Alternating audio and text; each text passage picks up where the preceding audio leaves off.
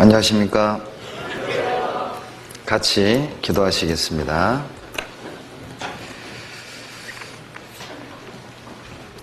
거룩하시고 자비로우신 살아계신 아버지 하나님, 나 하나를 위하여 우주 만물을 창조하시고 나 하나를 살리기 위하여 하늘의 영광 보좌 버리시고 이 땅에까지 낮아지셔서 십자가의 보혈로 구원해 주신 은혜를 감사드립니다. 우리를 구원해 주실 뿐만 아니라 이 악하고 더러운 세상에 버려두지 아니하시고 거룩한 몸된 교회 안에 우리를 세우셔서 시마다 때마다 믿음의 교제와 능력의 말씀으로 우리를 양육하여 주시고 뜻 가운데로 인도해 주심을 더욱 감사드립니다. 마지막 때 사랑하는 우리 주님의 자녀들, 우리 중에 한 사람도 자기를 위하여 사는 자도 자기를 위하여 죽는 자도 없게 하시고, 우리가 살아도 주를 위하여 죽어도 주를 위하여 모든 것을 주를 위하여 살아갈 수 있도록 우리의 마음과 생각을, 삶을 변화시켜 주시기를 간절히 바라고 응원합니다. 그리하여 변화된 우리 삶을 통해서 주변의 가족과 이웃과 불쌍한 영혼들에게 하나님의 영광과 구원의 은혜가 증거되게 하시고 우리를 통해서 많은 영혼이 구원을 얻어 하나님께 기쁨이 되고 우리 모두에게 영광이 되게 은혜를 허락해 주시기를 간구드립니다. 양떼의 형편을 부지런히 살피고 소떼의 마음을 두라는 말씀을 기억하고 우리 주변에 행여 소외된 형제자매님들 없는지, 고통 중에 있는 형제자매님들은 없는지, 외로움 중에, 낙심 중에 있는 형제자매들은 없는지 서로 돌아보고 기도하고 협력하는 사랑의 모습이 우리 가운데 있게 하시고, 그리하여 그리스도를 알지 못하고 구원 얻지 못한 영혼들이 서로 사랑하는 하나된 우리 모습을 통해서 하나님을 알아갈 수 있도록 도와주시옵소서.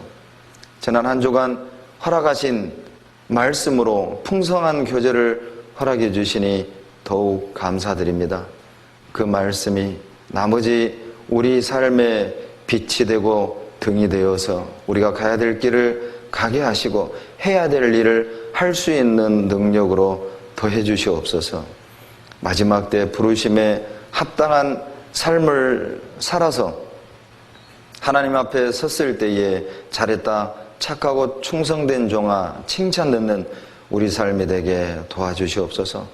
멀리 타국에서 복음을 위해 헌신하시는 많은 주의 일꾼들에게 영육간에 합당한 은혜를 더해 주시고 한국에 있는 우리가 같은 마음으로 기도하며 동참할 수 있도록 그 마음을 열어주시옵소서.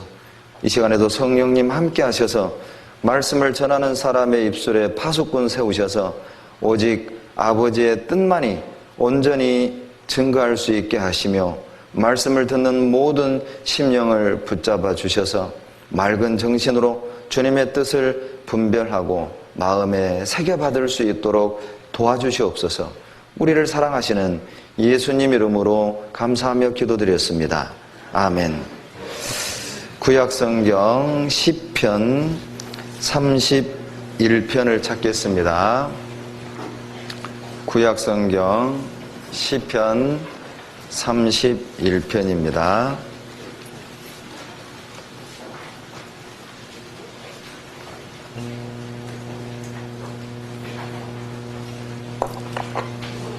구약 822페이지입니다.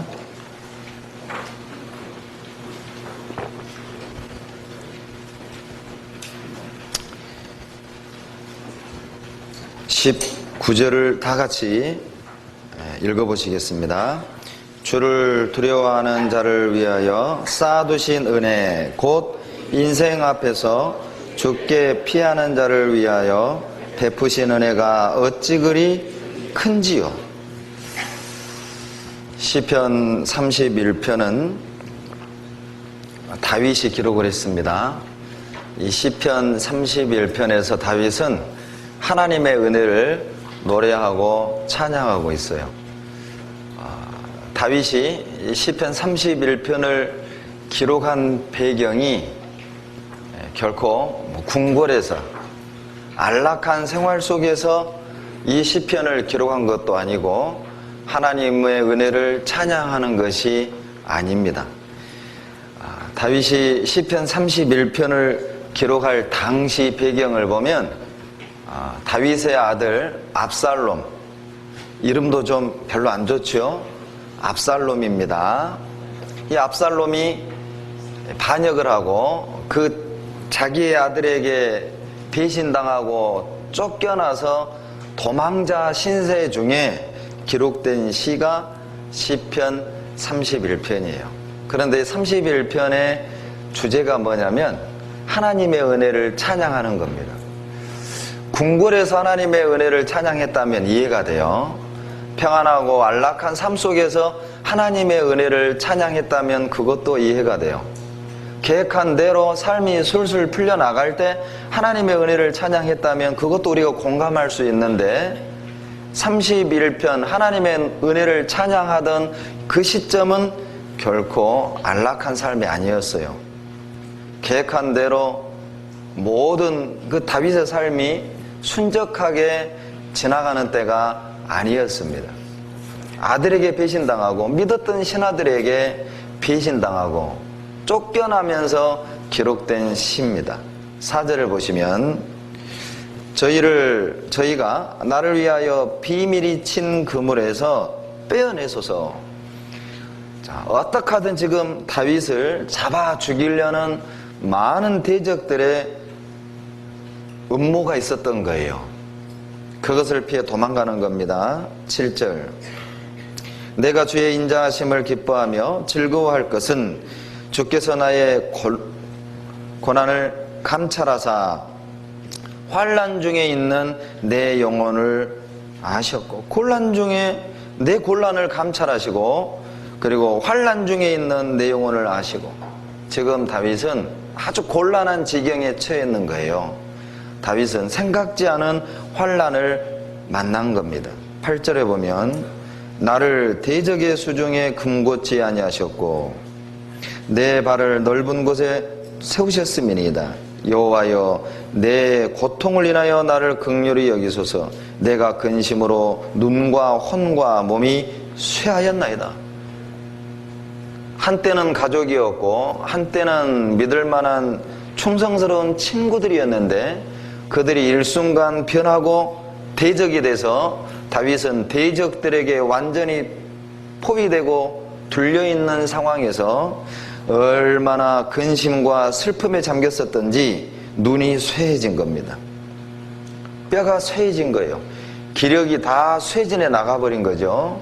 그토록 다윗은 슬픔에 잠겨있고 고통에 잠겨있고 절대절명의 위기였다는 겁니다. 그런데 놀라운 것은 눈이 쇠하고 뼈가 쇠해질 정도의 슬픔에 잠긴 상황에서 찬양한다는 거예요.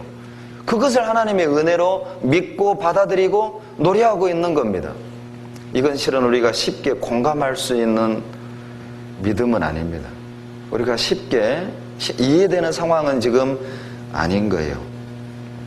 어떻게 이런 상황에서 절대절명의 위기에서, 실은 다윗은 모든 걸 다 잃었습니다. 자식도 잃었죠. 왕좌를 잃었습니다. 권세를 잃었어요. 때로는 정말 체면도 구긴 거죠. 그리고 나라까지도 잃어버린 상황입니다. 실은 모든 걸 다 잃어버렸어요. 그런데 그게 은혜랍니다. 쌓아두신 은혜, 베푸신 은혜가 너무 크고 놀라워서 감탄해서 쓴 시가 31편입니다. 결코 신세 타령한 게 아니에요. 어떻게 모든 것을 다 잃어버린 상황 속에서 은혜를 노래할 수 있을까요? 그 이유가 두 가지입니다. 19절에 나와 있죠. 19절에 보시면 주를 두려워하는 자를 위하여 쌓아두신 은혜, 곧 인생 앞에서 죽게 피하는 자를 위하여 베푸신 은혜가 어찌 그리 큰지요. 이게 그냥 뭐 입에 발린 노래가 아니에요. 그냥 형식상 그냥 아이고 하나님 감사합니다, 이 형식의 노래가 아니라고요. 감탄하고 있는 겁니다. 어찌 그리 큰지요. 여러분 발견하셨습니까? 모든 것을 다 잃어버린 상황 속에서 어떻게 다윗이 하나님의 은혜를 찬양하고 감탄할 수 있었는지 19절에 두 가지 이유가 나와 있는데 찾으셨어요? 첫 번째는 주를 두려워하는 자입니다. 누가 모든 것을 잃어버린 상황에서 쌓아두신 은혜를 볼 수 있습니까? 주님을 두려워하는 자예요. 이 두려워하다라는 원어의 의미가 경외하다입니다. 경외하다는 사전적인 의미는 뭐냐면요, 너무 사랑해서, 너무 존경해서, 너무 좋아해서 순종하는 거예요. 그게 경외입니다. 경외. 주를 두려워하는 자가 어떤 사람입니까? 주님의 권능을 인정하고 그 말씀에 순종하는 것, 그것을 경외하다 이렇게 말을 하는 거예요. 그렇다면 이제 이해되십니까? 모든 것을 다 잃어버린 상황에서도 쌓아두신 은혜를 볼 수 있는 사람이 누구예요? 말씀에 순종하는 사람이에요. 주님의 권능을 인정하는 사람, 그 사람의 눈에는 모든 것을 잃어버린 현실 속에서도 쌓아두신 은혜가 보이는 거예요. 잃어버린 걸 보는 것이 아니라 그 상황에서도 쌓아두신 은혜가 보이는 거예요. 그러니 이거 찬양할 수밖에 없잖아요. 그러니 감사할 수밖에 없잖아요. 그러니 감탄사를 연발할 수밖에 없는 겁니다. 어찌 그리 큰지요? 순종은 망원경과 같은 거예요. 너무 멀리 있어서 보이지 않는 것, 망원경을 통해 볼 수 있죠? 순종이란 확대경과 같다. 내 주변에 있음에도 보이지 않는 것들 확대경 대고 보면 보이잖아요. 순종은 보이게 해요. 순종은 뭘 보게 만드느냐? 쌓아두신 은혜를 보게 만드는 거예요. 다 잃어버린 것 같고 이제는 내가 끝난 것처럼 보이는 그 절박한 위기 속에서도 순종하는 사람의 눈에는 쌓아두신 은혜가 너무너무 크게 보이는 겁니다. 학창시절 보물찾기 해보셨죠? 점심 먹고 보물찾기 하잖아요. 그런데 보물은 어때요? 생각지 않은 곳에 숨겨놓죠. 쓰레기통 밑에, 돌 밑에, 풀밭 속에, 나무 가지 속에 그러잖아요. 길거리에 그냥 굴러다니는 과자봉지 속에, 쓰레기 속에. 그러나 보물찾기 할 때 그냥 생각 없이 지나가면 숨겨진 보물을 못 찾는 거예요. 그 보물이 생각지 않은 곳에 숨겨져 있는 것처럼 하나님의 은혜는 생각지 않은 곳에 숨겨져 있습니다. 순종하는 사람은 그 은혜가 보이는 거예요. 생각지 않은 곳에 숨겨져 있는 은혜, 생각지 않은 곳에 쌓아두신 은혜, 그 은혜를 볼 수 있어요. 그리고 어떤 사람에게 쌓아두신 은혜가 보입니까? 어떤 사람에게 하나님이 베푸신 은혜가 보이죠? 거기 나와 있죠? 주님께 피하는 사람입니다. 피한다 그 말은 더 쉽게 설명하면 주님을 신뢰한다 그 말이에요. 주님을 신뢰하고 주님을 믿기 때문에 그분 속으로 들어가는 거예요. 그 부부 중에도요, 정상적인 부부는 위기가 오면 올수록 어때요? 부부 사이가 더 친밀해지죠. 그러나 비정상적인 부부는 어때요? 위기가 오면 올수록 더 금이 가고 갈라지고 깨져요. 정상적인 부부는 남편이 건강이 있든 없든 직장에서 쫓겨나든 장사가 되든 안 되든 돈을 잘 벌든 못 벌든 정상적인 부부는 어려울수록 더 사랑합니다.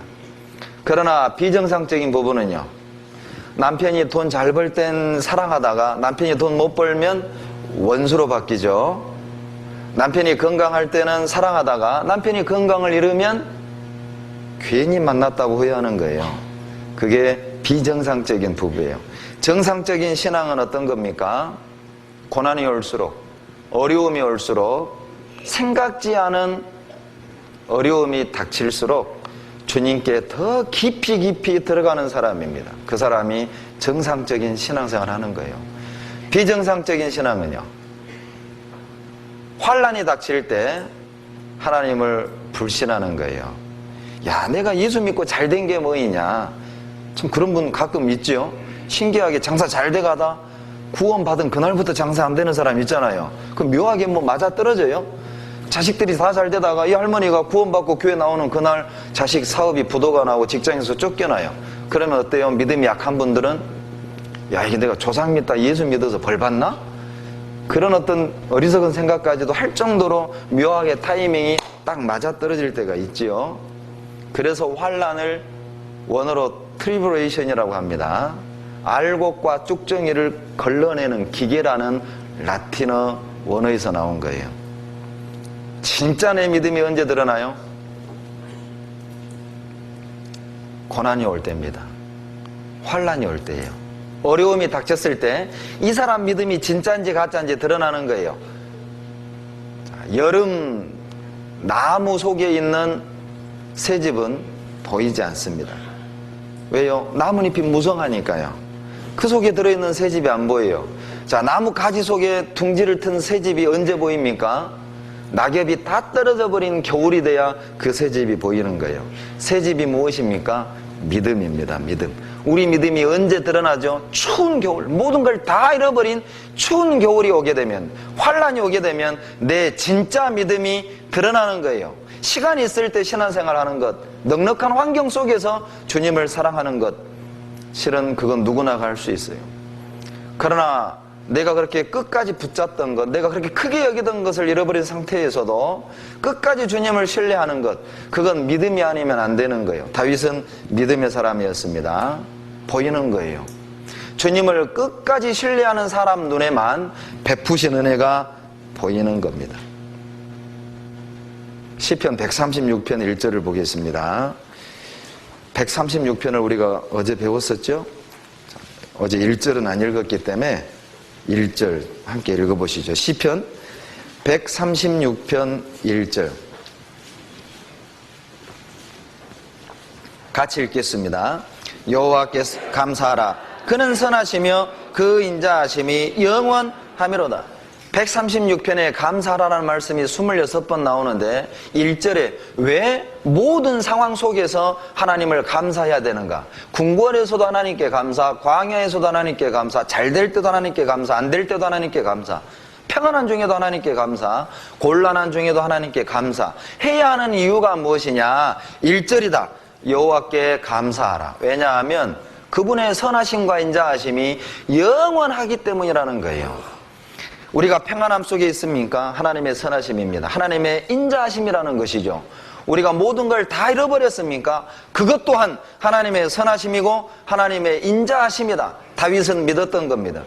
내가 아들에게 쫓겨나서 광야를 헤맨다 할지라도 이것 또한 하나님의 선하심이다. 이것이 선하기 때문에 하나님이 지금 나를 최선의 길로 인도한다는 거예요.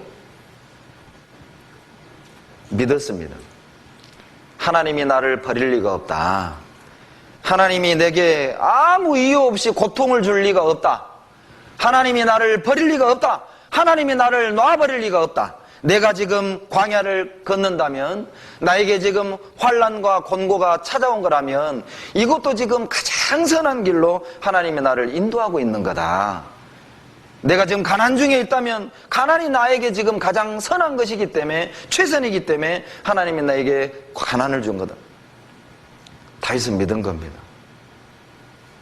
하나님의 선하심을 믿었기 때문에, 하나님은 늘 나를 최선의 길로 인도하는 사실을 믿었기 때문에 보이는 거예요. 이것도 은혜다. 이것도 은혜다. 사람들은 은혜하면 좋은 것만 생각하죠. 잘 되는 거, 그렇죠? 어려움 없는 거, 돈 잘 버는 거, 건강한 거, 가족이 화목한 거, 내가 생각대로 자식들이 뭐 대학 들어가고, 내가 생각하는 직장 들어가고. 사람들 은혜를 오해합니다. 그것만이 은혜가 아닙니다.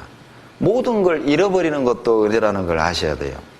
때로는 건강을 잃어버리는 것도 은혜입니다. 직장에서 쫓겨나는 것도 은혜라는 걸 아셔요? 내가 원하는 직장에 취직이 못된 것도 은혜라는 걸 아셔요? 오늘 말씀을 통해 우리는 은혜가 무엇인지를 알게 될 겁니다. 하나님이 우리에게 베푸신 은혜, 하나님이 우리에게 쌓아두신 은혜를 안다면 내가 살아있는 자체가 은혜인 거예요. 그래서 감사할 수밖에 없어요. 다윗은 하나님의 선하심을 의심하지 않았습니다. 욥기 34장을 보시죠. 욥기 34장입니다. 10절로 12절. 구약 793페이지 10절로 12절 같이 읽죠. 그러므로 너희 총명한 자들아 내 말을 들으라. 하나님은 단정코 악을 행치 아니하시며 전능자는 단정코 불의를 행치 아니하시고 사람의 일을 따라 보응하사 각각 그 행위대로 얻게 하시나니 진실로 하나님은 악을 행치 아니하시며 전능자는 공의를 굽히지 아니하시느니. 우리는 욥을 잘 압니다. 욥은 10자식이 있었습니다. 7남 3녀를 두었죠. 욥은 동방에서 제일 부자였어요. 그런데 하루아침에 10자식이 죽었고 하루아침에 그 재산 다 날아갔고 하루아침에 건강 날아간 겁니다. 그리고 하루아침에 금슬좋던 부부관계가 깨진 거예요. 아내가 핍박을 하는 겁니다.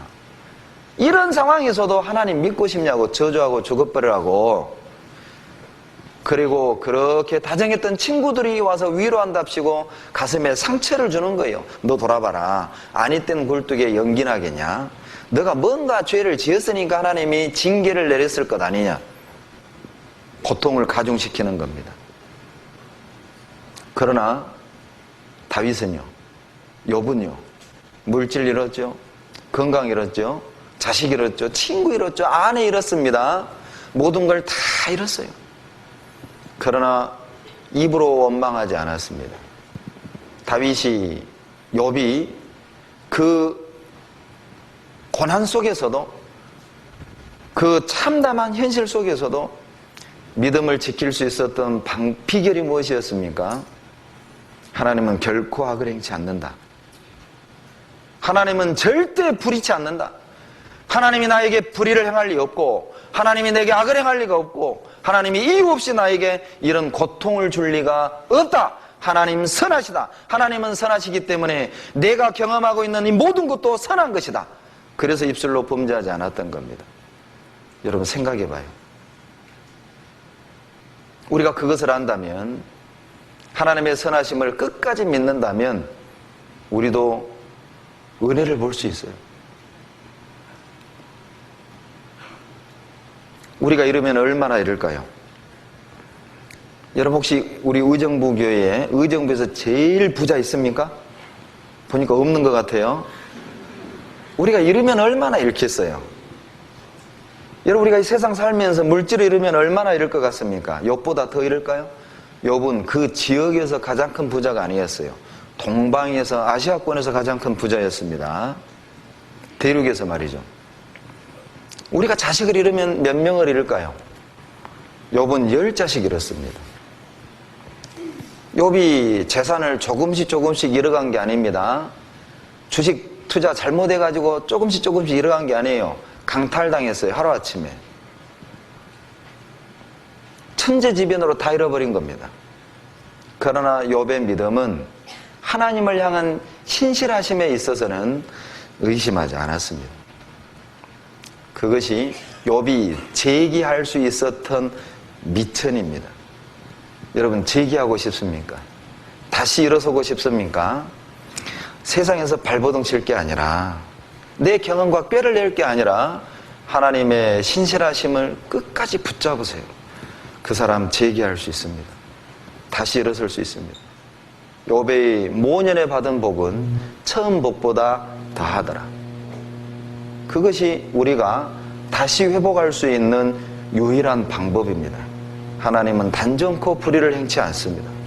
하나님은 악을 행치 않습니다. 하나님의 선하심과 인자하심은 영원한 거예요. 불변한 거예요. 내가 경험하고 있는 아픔이 있다면, 내가 경험하고 있는 고통이 있다면, 내가 경험하고 있는 외로움이 있다면 그것 또한 선하십니다. 그것 또한 인자하십니다. 믿어야 됩니다. 그 사람 회복될 겁니다. 그 사람이 베푸신 은혜를 보게 될 겁니다. 그리고 감탄하게 될 거예요.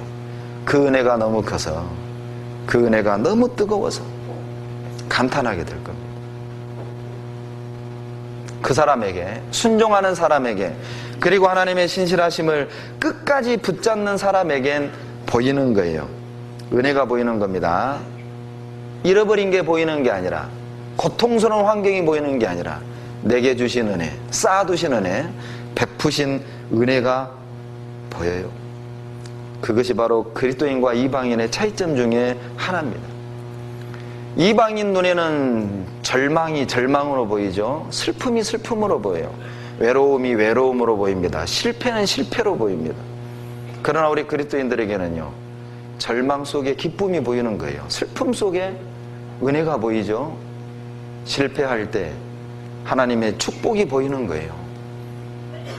그게 그리스도인입니다. 그게 이방인과 그리스도인의 차이예요. 세상 사람은 잃어버릴 때 좌절합니다. 세상 사람들은 잃어버릴 때 슬픔에 잠기죠. 그러나 우리는요, 모든 걸 다 잃어버려도 찬양할 수 있어요. 우리는 모든 것을 다 잃어버린 그 상황에서도 시를 쓸 수가 있는 거예요. 왜요? 하나님의 선하심을 우리는 믿기 때문에 그렇습니다. 하나님의 자비하심을 우리는 믿기 때문에 그렇죠.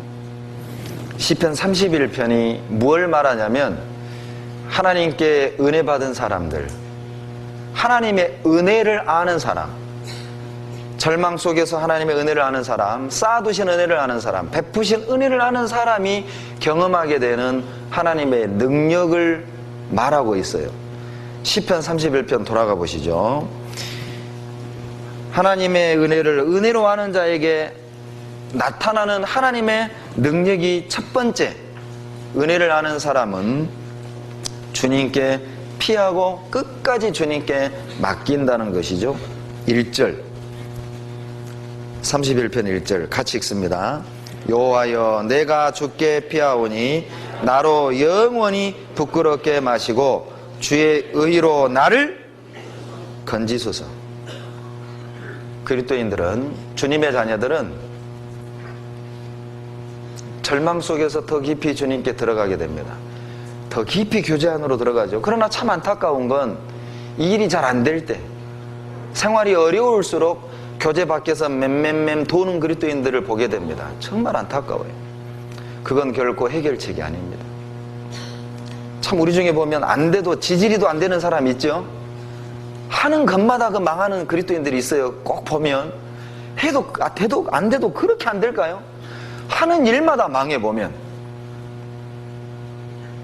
그런 그리스도인들을 저는 명명합니다. 그럼에도 불구하고 그들이 교제 안에 깊숙이 뿌리를 내리면서 모든 건 다 실패하고 모든 건 다 잃어가지만 결코 신앙은 실패하지 않는 그리스도인들을 보면 위로가 돼요. 힘이 돼요. 도전을 받습니다. 우리가 돈을 잃는 건 조금 잃는 겁니다. 사업체를 잃는 건 조금 잃는 거예요. 건강을 잃는 건 반 잃는 겁니다. 그러나 신앙을 잃는다면, 교회를 잃는다면, 그리스도를 잃는다면, 믿음을 잃는다면 그 사람 다 잃어버리는 거예요. 우리가 세상에서 많은 걸 잃었어도 주님을 사랑하는 그것을 잃어버리면 안 되는, 우리가 세상에서 모든 건 다 잃었어도 교회를 잃어버리면 안 됩니다. 교제를 잃어버리면 안 돼요. 봉사를 잃어버리면 안 돼요. 은혜를 아는 사람은 잃어버릴수록 더 깊이 들어가는 거예요. 은혜를 아는 자에게 나타나는 또 하나의 능력이 있습니다. 6절 같이 읽겠습니다. 내가 허탄한 그 짓을 숭상하는 자를 미워하고 여호와를 의지하나이다. 은혜를 아는 사람에게 나타나는 또 하나의 능력은 죄와 구별된다는 거예요. 죄를 미워합니다. 우리도 은혜를 알기 전에는 죄를 즐기던 사람들이에요. 우리도 은혜를 알기 전에는 부끄러운 걸 부끄럽게 생각하지 않았습니다. 우리도 은혜를 알기 전에는 수치를 수치스럽게 생각하지 않은 거예요. 우리도 은혜를 알기 전에는 오히려 죄를 범하는 것을 영웅담처럼, 무용담처럼 자랑스럽게 말하던 사람들이었습니다. 그러나 우리가 은혜를 안 후에는요, 죄를 부끄럽게 알게 됐어요. 수치스러운 것을 수치스럽게, 부끄러운 것을 부끄럽게 여길 줄 아는 정상적인 양심이 회복된 겁니다. 죄를 증오할 줄 아는 양심이 된 거예요. 죄를 심히 죄되게 하는 선한 마음이 된 거예요. 은혜를 아는 사람, 그 사람은 죄를 증오하고 수치를 수치스럽게, 부끄러운 것을 부끄럽게 여길 줄 알게 됩니다. 그것도 은혜죠. 가끔 우리는 그런 가정 해보죠. 내가 구원 얻지 않았다면, 내가 구원을 얻지 않았다면 지금 이 순간 무엇하고 있을까? 지금 이 시간 어디에서 무엇하고 있을까? 아마 이 앞에 학교에서 축구하고 있을지 몰라요. 이 시간에. 그러죠. 아마 TV 앞에 술잔을 기울이며 세상에서 아마 지금 산속을 헤매고 있을지, 바둑판 앞에 앉아 있을지. 우리가 구원받았기 때문에 정말 정상적으로 사는 겁니다. 구원받았기 때문에 부끄러운 걸 부끄럽게 생각하고 수치스러운 걸 수치스럽게 생각할 줄 아는 정상적인 삶을 사는 거예요. 정상적인 부부관계, 정상적인 가정생활, 정상적인 직장생활, 정상적인 인간다운 삶을 살아가게 된 거예요. 은혜를 아는 사람. 그리고 은혜를 아는 사람은 고난도 기뻐합니다. 7절 같이 읽어보시겠습니다. 내가 주의 인자하심을 기뻐하며 즐거워할 것은 주께서 나의 곤란을 감찰하사 환난 중에 있는 내 영혼을 아셨고 곤란과 환난 중에서도 즐거워하고 기뻐합니다. 왜요? 하나님의 은혜를 알기 때문에 그렇습니다. 이것도 은혜라는 거예요. 내가 당하는 이 환난, 내가 당하는 이 곤란도 은혜라는 걸 알기 때문에 즐거워하고 기뻐할 수 있어요. 마리아에게 그랬죠. 요셉과 이제 어때요? 정혼해놓고 결혼할 날을 잡아놓고 있는 처녀 마리아에게 천사가 나타납니다. 은혜 받은 자여, 다짜고짜 한 말이죠. 천사가 은혜 받은 자여, 마리아를 보고 천사가 한 말입니다. 너가 아들을 낳을 거다. 천사는 그게 은혜라고 했습니다. 여러분 물어봅시다. 처녀가 애 낳는 게 은혜예요? 저주예요? 물어봅시다. 처녀가 애 낳으면 동네에서 경사났네 그래요? 손가락질 받습니다. 저런 불결한. 신명기 22장에는 처녀가 처녀인 흔적이 없으면 돌로 쳐 죽이라고 나와요. 돌에 맞아 죽을 죄를 짓는 거예요. 그런데 그게 은혜래요. 하나님의 시각과 인간의 시각이 다릅니다. 우리가 볼 땐 저주처럼 느껴지는 것이 하나님은 은혜랍니다. 우리가 하나님의 마음을 품지 않는다면 은혜를 받고도 은혜인 줄 모른다니까요. 은혜를 저주래요. 은혜를 부담스러워해요. 은혜를 원치 않아요. 하나님의 마음으로, 하나님의 시각으로 내 삶을 바라본다면 저주가 은혜인 거예요. 누가복음 1장 찾겠습니다.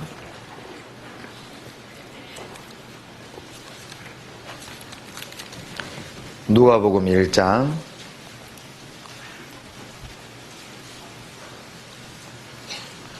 26절. 여섯째 달에 천사 가브리엘이 하나님의 보내심을 받들어 갈릴리 나사렛이란 동리에 가서 다윗의 자손 요셉이라 하는 사람과 정혼한 처녀에게 이르니 그 처녀의 이름은 마리아라. 28절부터 32절 같이 읽죠. 그에게 들어가 가로되 은혜를 받은 자여 평안할지어다. 주께서 너와 함께 하시도다 하니 처녀가 그 말을 듣고 놀라 이런 인사가 어찌 민고 생각하매 천사가 일러 가로되 마리아여 무서워 말라. 내가 하나님께 은혜를 얻었느니라. 보라 내가 수태하여 아들을 낳으리니 그 이름을 예수라 하라. 됐습니다. 처녀가 애 낳는 게 어떻게 은혜가 되겠어요? 그러나 하나님의 눈에는 사람이 볼 때 저주요, 실패요, 절망이라고 생각하는 것도 하나님이 보실 땐 은혜일 수가 있다는 거예요. 그리고 마리아는 받아들입니다. 마리아가 38절에 보면 마리아가 가로되 주의 계집종이오니 말씀대로 내게 이루어지이다. 그 말씀에 순종할 때 저주가 은혜로 바뀌는 겁니다. 하나님의 말씀을 마음과 믿음으로 받으면 그 사람에겐 저주가 은혜로 바뀌는 거예요. 마리아는 인간적으로는 감내해야만 했습니다. 처녀가 잉태하게 되면 돌에 맞아 죽는 거예요. 순교를 각오한 거예요. 고난도 각오하고 받은 거예요. 은혜를 아는 사람, 정말 은혜가 무엇인지를 아는 사람은 죽는 것도 기쁘게 받아요. 은혜를 아는 사람은 내가 죽는 것도 좋단 말이죠. 내가 주님의 뜻을 이루다가 죽는 것도 좋다. 내가 믿음 때문에 죽어야 되는 상황이 온다 할지라도 그래도 좋다. 왜요? 은혜를 아니까요. 내가 받은 은혜가 어떤 것인지를 알기 때문에 두려움이 없는 거예요. 죽어도 좋다. 은혜를 아는 사람은 고난도 기뻐합니다. 은혜를 모르는 사람은요, 고난이 부담인 거예요. 싫은 거예요. 은혜를 아는 사람에게 나타나는 또 하나의 능력이 뭐냐면 시편 31편 14절 보시죠. 31편 14절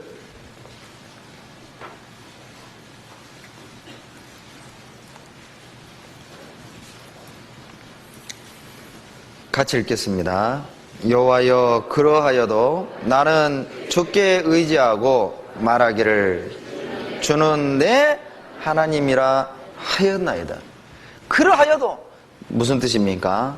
4절부터 13절까지의 상황이 벌어져도 곤란 중에 있고 환난 중에 있고 근심과 슬픔이 너무 커서 눈과 혼이 쇠해질다 할지라도 내가 11절에서 친구들에게 욕을 먹는다 할지라도 13절에서 파기처럼 깨진 그리처럼 내 마음이 갈기갈기 찢겨지는 고통을 당한다 할지라도 그러하여도 하나님은 내 하나님입니다. 주는 내 하나님입니다. 은혜를 아는 사람은 고난 중에도 하나님의 임재를 더 느끼는 거예요. 은혜가 희미해진 사람은요, 은혜가 희미해진 사람은 어때요? 절망 중에 하나님이 나를 버렸다고 착각하는 겁니다. 곤란한 중에 하나님이 나에게서 멀리 떠나 있다고 착각하는 거예요. 그러나 은혜를 아는 사람은요, 하나님의 임재를 느끼는 겁니다. 그러하여도 내가 다 이뤄도 그러하여도 내가 대적의 수중에 놓여있는 할지라도 그러하여도 주는 내 하나님입니다. 시편 18편입니다. 1절 2절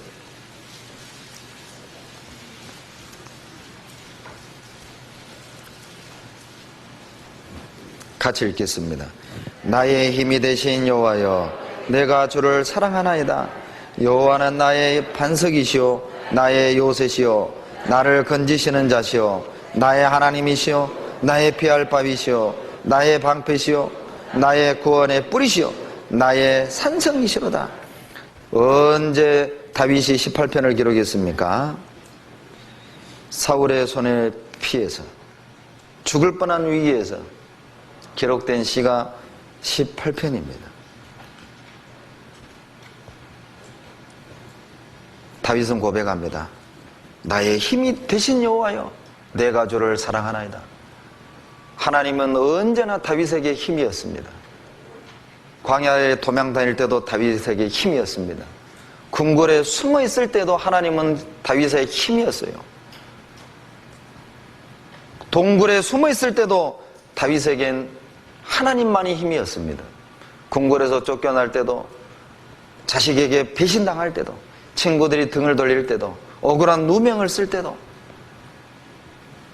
다윗의 힘은 하나님이었던 거예요. 외로울 때도 다윗의 힘은 하나님이었습니다. 가난 중에도 다윗의 힘은 하나님이었습니다. 여러분 우리는 언제 힘이 납니까? 우리는 언제 막 힘이 나요? 생각지 않은 목돈이 손에 쥐어졌을 때 막 힘나요? 여러분 언제 힘나요? 하나님이 우리의 힘이 돼야 됩니다. 외로울 때도, 절망 중에도, 가난할 때도, 실패할 때도, 다 잃어버렸을 때도, 모든 사람이 나에게 등을 돌릴 때도 하나님이 힘인 거예요. 나의 힘이 되신 여호와여, 내가 주님을 사랑합니다. 주는 나의 반석이시며 나의 요새시라. 주는 나를 건지시는 나의 주, 나의 하나님, 나의 피할 바위시요 나의 방패시라. 나의 하나님, 나의 하나님, 구원의 뿌리시요 나의 산성이라. 내가 다 잃어버려도 하나님이 내 힘인 거예요. 다른 게 힘이 될 수 없습니다. 우리가 언제 힘납니까? 언제 우리가 담대해집니까? 내가 다 잃어버려도 하나님만 내게 있으면 되는 거예요. 하나님만으로 만족할 수 있어요. 다윗은 그랬습니다. 은혜를 아는 사람에겐 하나님의 임재를 느끼는 거예요. 하나님이 힘입니다. 다른 것으로 위로받으려 하지 않습니다. 하나님의 은혜를 아는 사람은 다른 것으로 위로받으려고 하지 않아요. 하나님의 은혜를 아는 사람은 다른 도움을 구하지 않는 거예요. 하나님만 내 힘이 되는 겁니다. 하나님의 은혜를 아는 사람은요, 하나님의 섭리를 아는 거예요. 모든 것이 다 하나님의 섭리다. 31장 시편 31편입니다. 31편 15절 같이 읽겠습니다.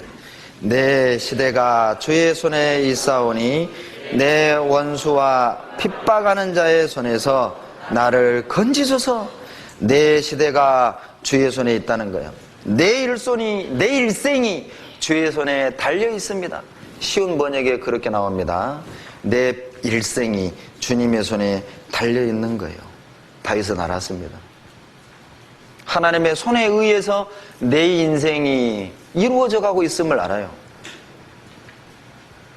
내가 경험하는 이 모든 것이 하나님의 손에 이끌려 경험하는 것이라는 사실을 안 거예요. 하나님의 은혜를 아는 사람은 모든 것이 섭리라는 걸 알아요. 그래서 문제가 안 되는 겁니다. 그래서 원망과 불평, 그래서 모든 걸 다 잃어도 신세 타령을 하지 않는 이유가 그거예요. 하나님의 섭리예요. 주님의 손에 의해 이루어지는 일들인 겁니다. 청교도들의 세 가지 생활 원리가 있습니다. 청교도들은 세 가지를 삶의 원리로 삼아요. 첫 번째가 정직입니다. 무엇 때문입니까? 하나님의 신전의식 때문에 그래요. 내가 하나님 앞에 언제 어디서든 하나님 앞에 자기 자신을 알기 때문에 혼자 있던 교회당에 있던 직장에 있던 삶의 모습이 똑같은 거예요. 그게 정직입니다. 정직이 무엇이죠? 동일한 모습, 그게 정직이에요. 누가 있든 없든 내가 놓여 있는 장소가 어디든 간에 똑같은 거예요. 그게 정직입니다. 왜요? 신전의식. 내가 어디에 있든 하나님 앞에 나를 생각하는 거죠. 또 한 가지 생활 원리가 근면입니다. 근면. 이게 무엇 때문입니까? 섭리의식 때문에 그래요. 청교도들은 내가 하는 이 모든 일은 하나님이 주신 믿음이라는 걸 갖고 있어요. 하나님의 섭리다. 그래서 그들은 무슨 일을 해도 수치스럽게 생각하지 않습니다. 부끄럽게 생각 안 해요. 왜? 하나님이 주신 일이라고 믿기 때문에 그래요. 섭리의식. 그리고 세 번째 생활 원리가 절제입니다. 절제. 이건 하나님 주인의식 때문에 그래요. 내게 있는 모든 것이 하나님의 것이다. 시간, 물질, 건강. 그래서 그들은 아끼고 아껴서 하나님께 드려요. 정직, 근면, 절제. 그것이 청교도들의 삶의 원리입니다. 하나님의 섭리입니다. 우리가 경험하는 이 모든 것은 하나님의 섭리라는 것을 기억한다면 문제가 안 되는 거예요. 또 한 가지, 은혜를 아는 사람에게 나타나는 하나님의 능력은 은혜를 아는 자가 주님을 위해 살 수가 있어요. 12절 보시죠. 시편 116편 12절 찾겠습니다. 시편 116편 12절.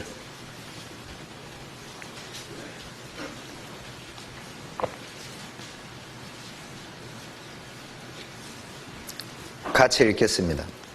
여호와께서 내게 주신 모든 은혜를 무엇으로 보답할까? 은혜를 아는 사람은요, 그 양심에서 올라와요. 이 은혜 보답하고 싶은 거예요. 은혜를 아는 사람은 주님을 위해 살고 싶은 거예요. 은혜를 아는 사람은 그 마음이 자동적으로 올라와요. 여러분, 결초보은이라는 말이 있죠. 춘추전국시대 진나라를 배경으로 한 이야기입니다. 위과라는 사람이 있었습니다. 위과라는 사람이 있었는데 아버지가 죽었어요. 그 당시 풍습에서는 순장이 유행이었습니다. 남편이 죽으면 아내, 부인도 함께 산채로 묻어버린 거예요. 그게 순장이죠. 그런데 이 위가의 어머니가 계모입니다. 친어머니가 아니었어요. 이 계모를 살려주려고 아버지가 죽자마자 이 계모를 다른 데 시집 보내버린 겁니다. 살리려고. 그런데 이 계모에 돌아가신 아버지가 그게 너무너무 고마워가지고 위가에게 은혜를 보답하고 싶어요. 위가가 전쟁터에 나갔을 때 이 계모의 아버지의 홀령이 전쟁터에 풀을 다 묶어가지고 적군들이 달려올 때 그 풀에 걸려서 싹 넘어져서 승리했다는 그런 이야기에서 나온 거죠. 결초보은. 풀을 묶어서 은혜를 보답했다. 은혜를 입은 사람은 죽어서도 보답한다, 그 말이에요. 그게요, 본성입니다. 본성. 정상적인 사람이라면 정말 은혜를 받을 때 그걸 보답하고자 하는 마음이 꽉 들어 차는 거예요. 그게 정상적인 사람입니다.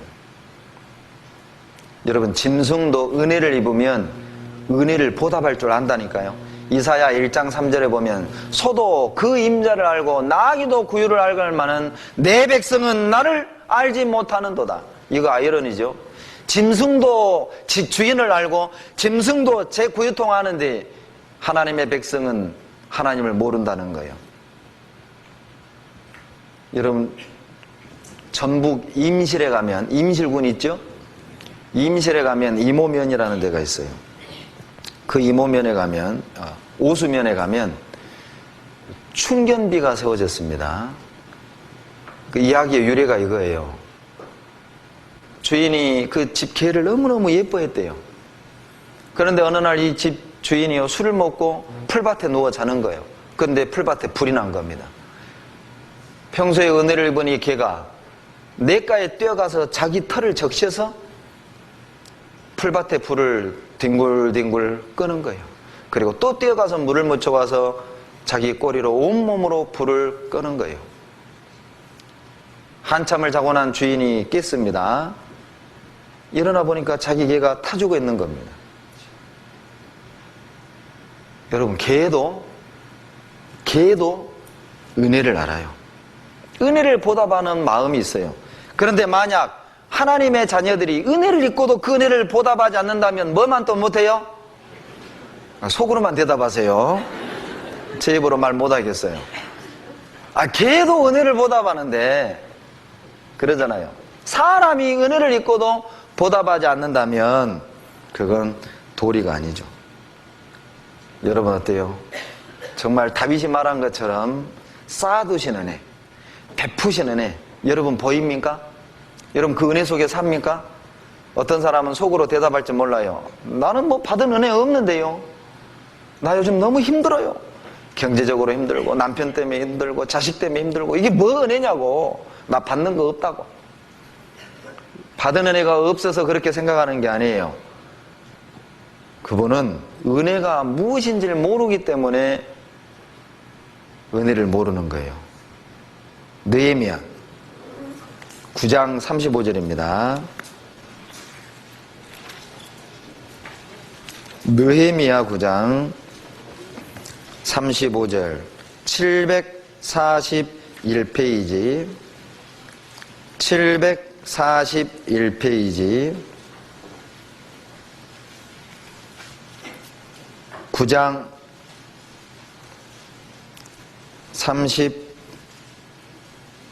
33절부터 제가 읽겠습니다. 그러나 우리의 당한 모든 일에 주는 공의로우시니 우리는 악을 행하였사오나 주는 진실이 행하셨음이니이다. 우리 열왕과 방백들과 제사장들과 열조가 주의 율법을 지키지 아니하며 주의 명령과 주의 경계하신 말씀을 순종치 아니하고 35절 같이 읽죠. 저희가 그 나라와 주의 베푸신 큰 복과 자기 앞에 주신 넓고 기름진 땅을 누리면서도 주를 섬기지 아니하며 악행을 그치지 아니한 거로 하나님이 주신 은혜를 누리면서도 악행을 그치지 않았어요. 누리면서도 은혜를 모르는 거예요. 사람 참 이상하죠. 사람들은요, 암 환자가 어때요? 막 기도원 가가지고 암 고침 받으면 뭐라고 그래요? 막 기적이라고 그러죠. 여러분 물어봅시다. 암 걸려가지고 암 고친 게 기적이에요? 아니면 평생 살면서 암 안 걸리는 게 기적이에요? 여러분 뭐가 기적이에요? 이 은혜를 모르는 거예요. 사람들이 병 걸려서 고침받으면 은혜고 건강하게 지금까지 살고 있는 건 은혜라고 생각하지 않는 거예요. 어때요? 죽을 뻔한 위기에서 구사일생으로 살아났어요. 그건 은혜라고 생각을 해요. 그러나요, 지금 여기 앉아 살아있는 자체가 은혜라고 생각하십니까? 우리가 은혜 받고 있다는 가장 확실한 증거가 뭐죠? 쌓아두신 은혜, 베푸신 은혜 속에 우리가 살아가고 있다는 가장 확실한 증거는 우리 여기 앉아 있잖아요. 내가 지금 여기 앉아 있잖아요. 이게 은혜입니다. 실은 이게 기적이죠. 사람들이 은혜를 누리고 살지만 은혜를 모르는 거예요. 여러분, 은혜를 은혜로 모르는 게 죄입니다. 죄. 교만죄라는 거 아세요? 교만하기 때문에 은혜를 모르는 거예요. 역대하, 성경은 말합니다. 32장 역대하 32장 25절, 구약 702페이지입니다.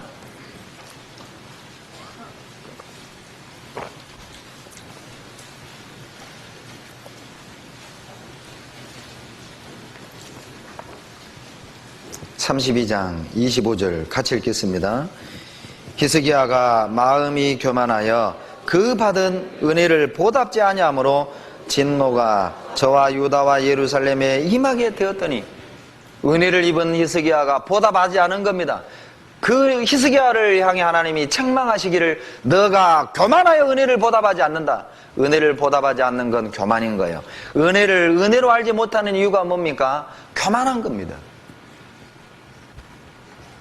그리고 그것이 죄입니다. 죄. 몇 달 전에 몽골 읍수교회 선교사님 김성길 선교사님이 제 광주교회를 다녀가셨어요. 간증을 하는데요, 정말 가슴이 뭉클하고 은혜가 됐습니다. 저에게는 도전이 됐습니다. 겨울에 잠을 자는데요, 그 온도가 영하 40도로 내려간답니다. 여러분, 영하 40도 안 느껴지시죠? 경험을 안 해봤으니까요. 40도 내려가나 보다. 경험을 안 했기 때문에 우리는 몰라요. 그런데 어느 정도냐면 내복을 2개씩 끼어 입고 산답니다. 주일날 설교하려고 강대상에 서면 너무 춥기 때문에 잠바를 입고 설교를 하신대요. 밤에 자려고 난로를 피우잖아요. 난로 가까이 앉아 있어야만 따뜻해요. 그리고 그나마 바깥 온다고 차이가 있기 때문에 유리에 성에가 끼죠. 그게 얼어붙어 버려요. 그리고 또 성에 끼고 얼고, 성에 끼고 얼고, 그것이 나중에는 창문 유리에 5cm 넘는 얼음이 딱 얼려버린 겁니다. 방 벽에 얼음이 5cm로, 거실 벽에 얼음이 5cm 두께로 얼려버리는 거예요. 그러면은요, 일주일에 한 번씩 그 얼음을 이제 깨서 버린대요. 상상 가십니까? 사방이 5cm 두께의 얼음으로 얼려있는 그 방 안에 사는 거예요. 어디에 사는 거예요? 냉동고에 사는 거예요. 그런데 감사하답니다. 그것이 감사하대요. 초등학교 2학년짜리 유치원 두 아들을 데리고 갔습니다. 그 아이들이 동상에 걸려가지고요. 그게 감사하답니다. 그리고 모두의 간증을 하시는데 또 한 가지 감사한 것은 통역 없이 교제할 수 있다는 게 또 감사하대요. 몽골에 가서는 몽골 말을 못하니까 반드시 통역이 있어야 말을 하고 통역이 있어야 움직이는 거예요. 그런데 이 통역이요, 기분 나쁘면 통역 안 해버리고, 기분 나쁘면 자기식으로 통역해버리고, 너무너무 속상한 거예요. 그런데 한국말로 설교하고 한국말로 간증 듣고 너무너무 감사하대요. 여러분 그거 감사해 봤어요? 의정부에서 한국말로 간증할 수 있다는 거 감사해 봤어요? 한국말로 된 설교 듣는 것에 감사해 봤습니까? 우리는요, 은혜를 은혜로 몰라요. 물어봅시다.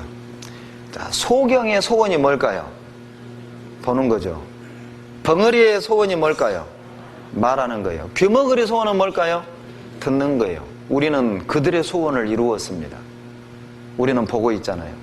말하고 있습니다. 듣고 있습니다. 우리는 어떤 이의 소원을 성취하고 살아요. 감사하십니까?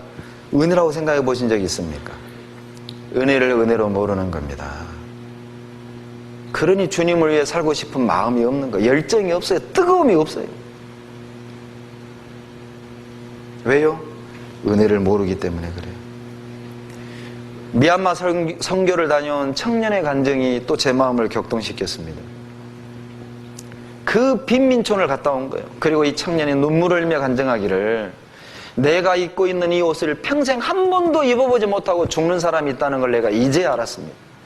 내가 먹는 이 음식을 한 번도 먹어보지 못하고 죽는 사람이 있다는 걸 내가 이제 알았습니다.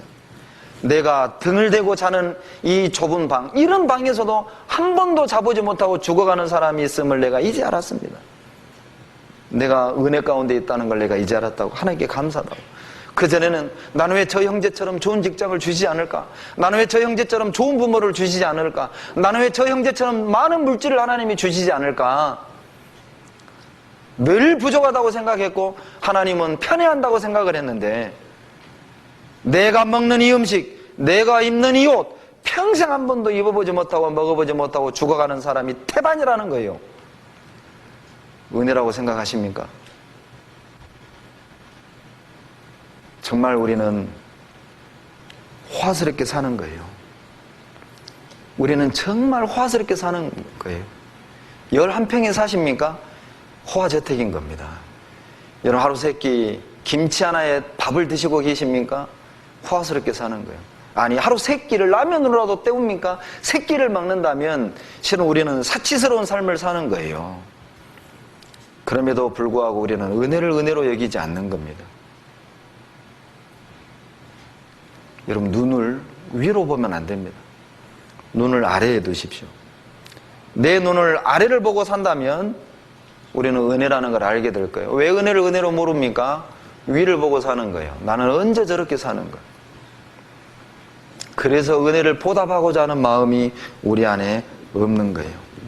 그렇다면 무엇이 은혜일까요? 무엇이 은혜입니까? 첫째는 구원이 은혜죠. 에베소서 2장 8절, 너희가 그 은혜를 인하여 믿음으로 말미암아 구원을 얻었나니 이것이 너희에게서 난 것이 아니라 하나님의 선물이다. 우리는 구원의 은혜를 받았습니다. 디도서 3장 5절에 우리를 구원하시되 우리의 행한 바 의로운 행위로 말미암지 아니하고 오직 그의 긍휼하심을 쫓아 중생의 시선과 성령의 새롭게 하심으로 하셨나니, 이거 완전히 은혜인 겁니다. 우리가 선한 일을 해서 구원 얻은 것도 아니고 구원 받을 만한 일을 해서 구원 얻은 것도 아니에요. 로마서 5장 8절, 우리가 죄인 되었을 때에 우리를 구원하신 겁니다. 이거 은혜죠. 우리 가운데 구원받을 만해서 구원받은 사람은 아무도 없어요. 순전히 하나님의 은혜인 겁니다. 이사야 55장 3절입니다. 구약성경 이사야 55장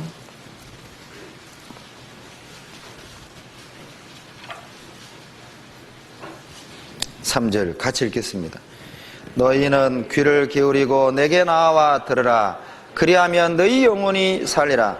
내가 너희에게 영원한 언약을 세우리니 곧 다윗에게 허락한 확실한 은혜니라. 하나님 우리에게 주신 구원의 은혜는요, 확실한 은혜인 거예요. 잃어버릴 수 있는 은혜가 아니에요. 내가 똑바로 살면 천국 보내주고 내가 잘 못 살면 하나님이 생명책에 지어버리는 그런 은혜가 아니라고요. 한 번 얻은 은혜, 잃어버릴 수 있는 그런 은혜가 아니에요. 우리가 얻은 구원은요, 영원한 구원입니다. 완전한 구원이에요. 확실한 구원이라고요. 그러니까 은혜죠. 내 상태와 관계없이, 내 상황과 관계없이, 내 삶과 관계없이 하나님이 주신 은혜예요. 잃어버릴 수 없는 거죠. 완전한 확실한 은혜를 우리에게 주셨어요. 이거 은혜잖아요. 그리고요, 값없이 주셨습니다. 거저 주신 거예요. 1절 같이 읽습니다. 너희 목마른 자들아 물로 나오라. 돈 없는 자도 오라. 너희는 와서 사 먹되 돈 없이 값없이 와서 포도주와 젖을 사라. 만약 구원을요 1000만 원씩 내야만 천국 보내준다. 의정부교회 몇 명 구원 받을까요? 그 은혜죠. 나 같은 사람도 구원 받았는 게 은혜죠. 가진 것 없는 내가 구원 받았다면 그거 은혜예요. 배운 것 없는 내가 구원 받았다면 그거 은혜예요. 세상 사람도 인정해주지 않는 내가 하나님의 자녀가 됐다는 것, 그게 은혜라고요. 은혜. 거저 주는 은혜입니다. 확실한 은혜입니다. 로마서 3장 24절에 하나님의 은혜로 값없이 의롭다 하심을 얻은 자 되었도다. 하나님의 은혜로 값없이 의롭다 하심을 얻은 자 되었도다. 무슨 뜻입니까? 하나님이 나를 그냥 의롭게 봐버린 겁니다. 내가 깨끗해서 의인으로 인정해 준 게 아니라, 내가 똑바로 살아서 의인으로 인정해 주는 게 아니라 그냥 하나님이 나를 의인으로 봐버리는 거예요. 내가 너 의인으로 봐줄게. 은혜죠, 은혜. 내가 비록 어둠 속에 있지만, 내가 비록 죄 가운데 있지만, 내 마음 가운데 죄를 사모하는 마음이 있지만, 놀라운 건 그럼에도 불구하고 내 믿음 하나를 보시고 하나님이 나를 의인으로 보시는 거예요. 이거 은혜잖아요. 뿐만 아니라 우리를 구원해 주실 뿐만 아니라 몸된 교회 안에 세우셨어요. 이거 은혜입니다. 요한복음 1장 16절 찾겠습니다.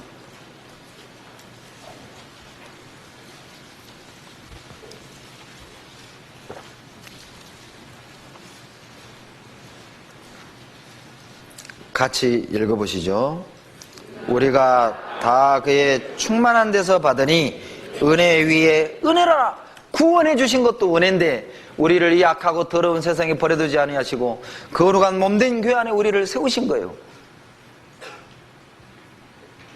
여러분요, 우리가 신앙을 지킬 수 있었던 것은, 내가 지금 이 자리에 앉아 있을 수 있었던 것은 내가 신앙생활 잘해서가 아닙니다. 의정부에 교회가 있기 때문에 그래요.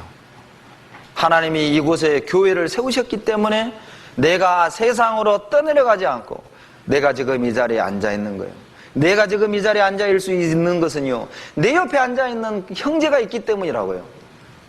은혜 위에 은혜로 주신 거예요. 우리가 지금 이 말씀을 들을 수 있는 것, 이거 은혜입니다. 내 옆에 이렇게 많은 형제자매들이 있다는 거, 이거 은혜예요. 엘리자베스 퀴블러 로스라는 학자가 있습니다. 이분은 호스피스 운동의 선구자예요. 암 환자들의 임종을 편안하게 하는 그런 운동입니다. 이분이 죽어가는 암 환자, 임종을 앞둔 102명을 인터뷰하고 그 내용을 책으로 엮은 것이 인생 수업이라는 책이에요. 한번 사서 보세요. 거기에 죽어가는 사람들이 살아있는 사람에게 유언처럼 남긴 5가지 교훈이 나오는데, 그 중에 한 가지가 뭐냐? 당신 옆에 있는 사람이 당신에게 가장 필요한 사람이라는 걸 알아라. 젊고 건강할 땐 돈 못 버는 남편이 그렇게 미운 거예요. 내가 남편 잘못 만나서 내가 이 고생하지. 말 안 듣는 아내를 보면 정말 싫은 거예요. 내가 저 여자 만나서 내 인생이 망쳤다. 늘 그렇게 생각했던 거예요. 그런데 죽음을 앞두고 암에 걸려 이제 죽어가는 겁니다. 죽어가는 순간 사형 선고를 받고 죽음을 앞에 두고 하루하루 살아가면서 그때 알게 된 겁니다. 아, 내가 후회했던, 만남을 후회했던 이 사람, 내게 필요했던 사람이구나. 내게 필요했기 때문에 하나님께서 내 옆에 세우신 거구나. 죽음 앞에 알게 된 겁니다. 여러분 아셔야 됩니다. 우리는 누구와 가장 많이 싸웁니까? 누구와 가장 많이 싸워요? 가까이 있는 사람이죠. 그러잖아요. 아이, 좀 남의 동네 사람하고 뭐하러 싸워요? 가까이 있는 사람이에요. 내 구역 식구, 내 남편, 내 가족. 그러죠? 의정부교회 식구들끼리 싸우는 거예요. 왜? 가까이 있으니까요. 때로는요, 야, 정말 내가 이 사람을 괜히 만났다. 후회도 되고, 야, 내가 괜히 구원받아가지고 후회도 되고, 내가 괜히 의정부교회 나와가지고 그때 집어들 때 그냥 양주를 얻을 걸.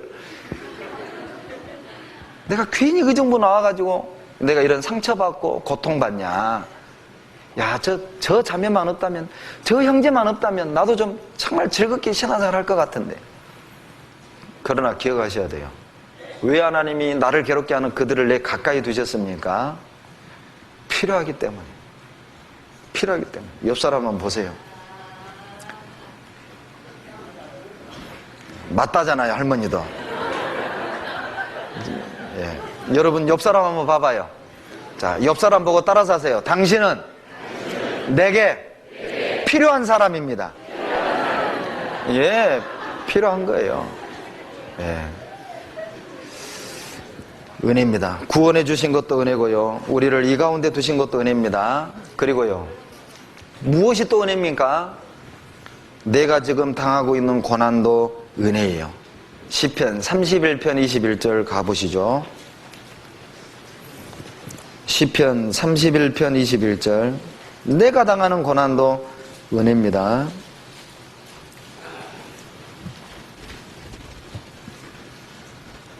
같이 읽어보시겠습니다. 여호와를 찬송할지어다. 견고한 성에서 그 기이한 인자를 내게 보이셨음이로라. 기이한 인자, 기이한 은혜, 생각지도 않은 은혜. 다윗은 아들에게 배신당하고 도망가면서 생각지도 않은 은혜를 그 고난 속에서 보는 거예요. 생각지도 않은 도움의 손길들을 경험하는 거예요. 그거 아세요? 여러분요, 고난도 은혜입니다. 고린도전서 2장 9절에 하나님이 자기를 사랑하는 자를 위하여 예비하신 모든 것은 눈으로 보지 못하고 귀로 듣지도 못하고 마음으로 생각지도 못한 것이라. 생각지도 못한 은혜를 하나님이 주시는 거예요. 여러분 고린도전서 2장 9절을 4자로 줄이면 뭐라고요? 상상 초월입니다. 상상을 초월하는 거예요. 하나님의 은혜는. 하나님의 도움의 손길은요, 예측 불허인 거예요. 하나님이 그렇게 주셔요. 고난도 은혜입니다. 여러분 다윗이 처음부터 이런 믿음이 있었던 게 아니에요. 처음부터 다윗도 고난을 은혜로 받았던 게 아니에요. 처음에는 불평했습니다. 내가 무슨 잘못했는데 하나님 나에게 이런 어려움을 주냐고. 22절 같이 읽죠. 내가 경거반 중에 말하기를 주의 목전에서 끊어졌다 하였사오나 내가 주께 부르짖을 때에 주께서 나의 간구하는 소리를 들으셨도다. 다윗도 경거반 중에 당황스럽고 급작스럽게 고난을 받을 땐 다윗 입에서요 감사가 안 나왔어요. 하나님이 나를 버렸구나. 이제 나 끝났구나. 이제 나는 죽었구나. 하나님이 나를 떠났구나. 처음부터 다윗이 감사했던 건 아닙니다. 처음부터 다윗이 고난을 은혜라고 생각했던 건 아니에요. 우리처럼 처음에는 연약한 믿음이었어요. 그러나 기도 가운데 그는 알았던 거예요. 하나님이 고난 중에 도우시는 기이한 은혜를 보고 생각지 않은 은혜를 보면서 아, 이거 주시려고 하나님이 이거 주시려고 하나님이 내게 이 고난을 주셨구나. 제가 아는 어떤 형제는요 40이 넘어 아이를 가졌습니다.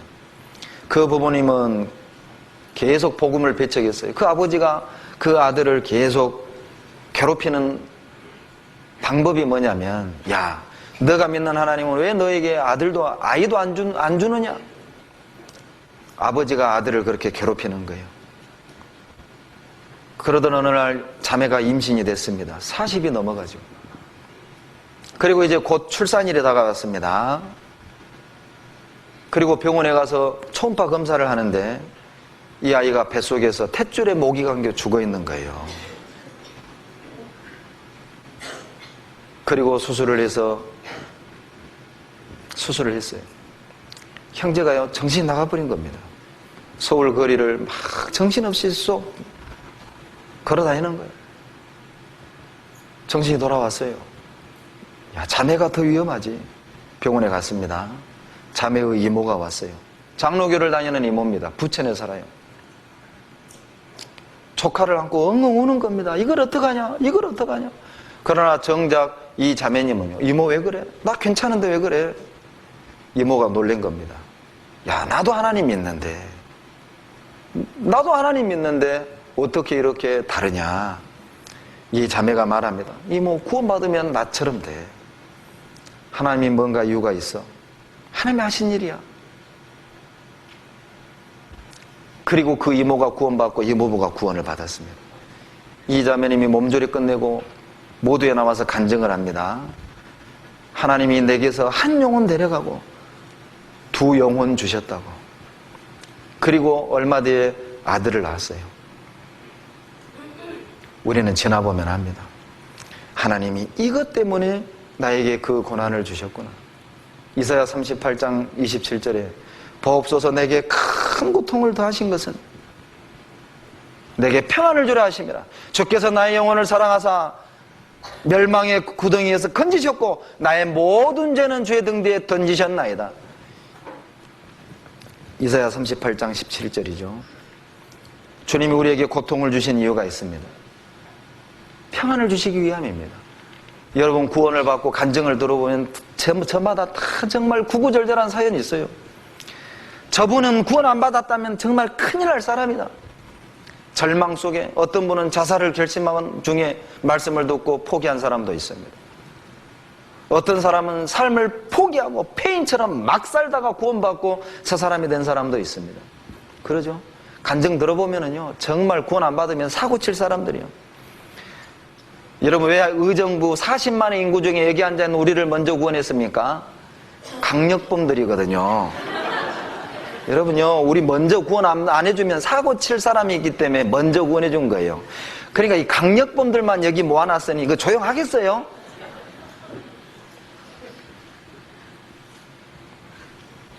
은혜죠. 지나보면, 아, 이것 때문에 나에게 그 실패를 주셨구나. 이것 때문에 가족에게 버림받게 했구나. 2달 전 저희 광주교회 모두회를 하는데요. 이분이 대전에서 6급 공무원이셨어요. 술을 그렇게 좋아했답니다.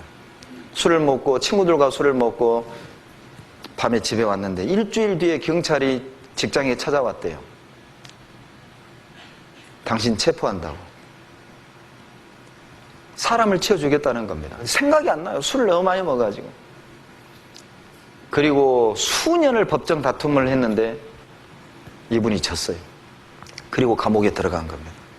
2년 옥살이 하면서 이를 바득바득 갈았답니다. 내가 출소하면 나를 기소한 그 검사 죽인다. 위증했던 사거리의 그 식당 아주머니 내가 죽이겠다. 그리고 내 차 운전했던 친구들 죽인다. 벼르고 벼렸답니다. 법정 싸움을 하는 가운데 자산 다 날아가고 아내도 떠나고 그리고 옥살이하고 나온 거예요. 어디 갈 데가 있겠어요. 중국집에 가서 그 50 가까이 된 나이에 짜장면 배달을 하면서 막 사는 겁니다. 술로. 이분 말이 그래요. 재수 없는 사람은, 세상 말이 그러죠. 재수 없는 사람은 뒤로 넘어져도 뭐가 깨져요? 코가 깨지는 거예요. 되는 게 하나도 없더래요. 짜장면 배달하고 오토바이 타고 가면은요, 애들이 와서 깔린대. 나는 그냥 가는데 애들이 와서 깔리고, 나는 그냥 가는데 차가 와서 자기 밀고, 되는 게 없었답니다. 그러니요, 막 술로 사는 거예요.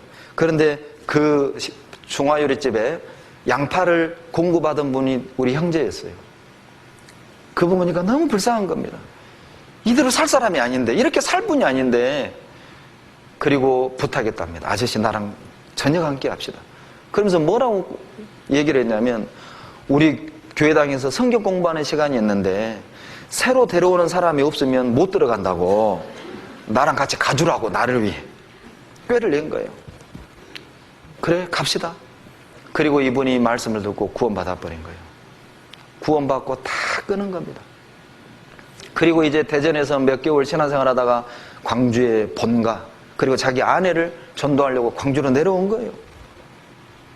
그리고 그 간증을 하는 겁니다. 그 간증을 하면서 검사 누구누구 검사 용서합니다.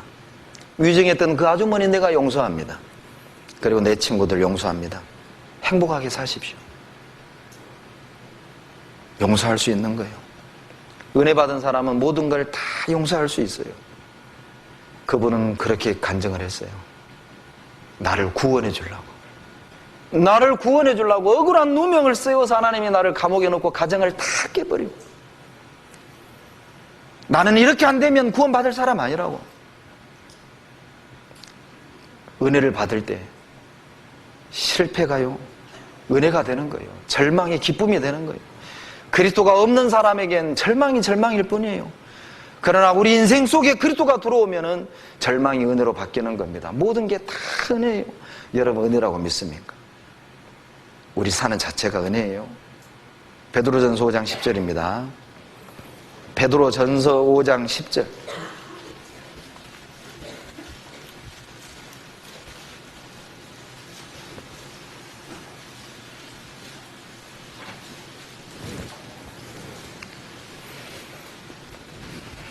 같이 읽겠습니다. 모든 은혜의 하나님 곧 그리스도 안에서 너희를 부르사 자기의 영원한 영광에 들어가게 하시니가 잠깐 고난을 받은 너희를 친히 온전케 하시며 굳게 하시며 강하게 하시며 틀을 견고케 하시리라. 모든 은혜의 하나님, 모든 게 은혜다. 고난도 은혜다. 베드로는 알았어요. 고난받는 것도 은혜고 핍박받는 것도 은혜고 내가 믿음으로 말미암아 모든 것을 다 잃어버린도 은혜다. 이 당시만 해도 예수를 믿는 건 순교를 각오해야만 했습니다.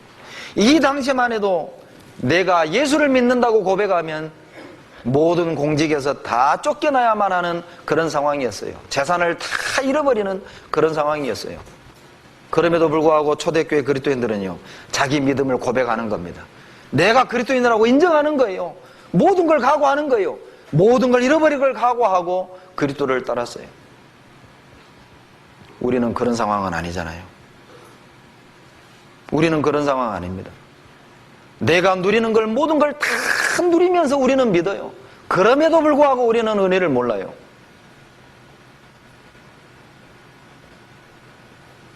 고난이 은혜라는 걸 아셔야 됩니다. 바울도 그걸 알았습니다. 빌립보서 1장 12절로 14절.